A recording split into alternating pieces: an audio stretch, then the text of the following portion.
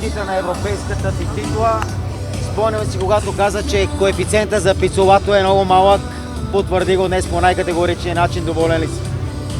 Болен съм, можеше и по-добре, но поради крампа в кръка реших да е по-добре да не минавам на третия си опит в изтласкването, но определено има още потенциал, който може да бъде разгърнат. Ти успя да напълниш залата, страшно много хора имаше тук, как се чувстваш в този факт? За мен това беше истинската победа, затова бях така зареден през цялото време, така енергичен, въпреки болешките и крампите, които получавах поради причина, че съм обезводен. И наистина това е истинската победа за България, че толкова много хора дойдеха да гледат българска европейска титла. Това ли е това са най-сладките медали на природата?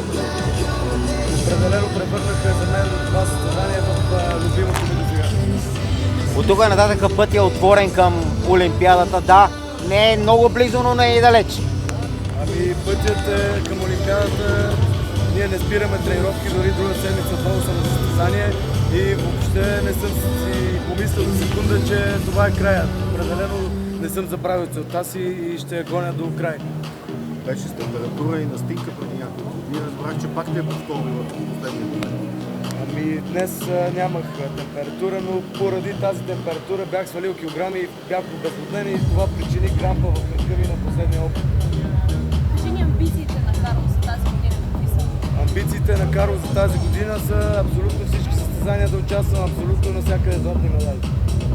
Усещането българските екипи в България, аз само съм. Определено това е страхотно усещане, публиката пя заедно с мен и наистина това нещо трябваше да се случи за българския народ. Пицолато се поизхвърли в изтласкването, така да се каже, с заявените 222. Притесни ли те това в един момент, като когато ги заяви, въпреки че изгледаше, че ще му е трудно да ги дигне? Не ме притесни, аз даже мислех да мина да му покажа как става работата, но се отказах. Да ти пожелаем успех. Благодаря много. Си жив.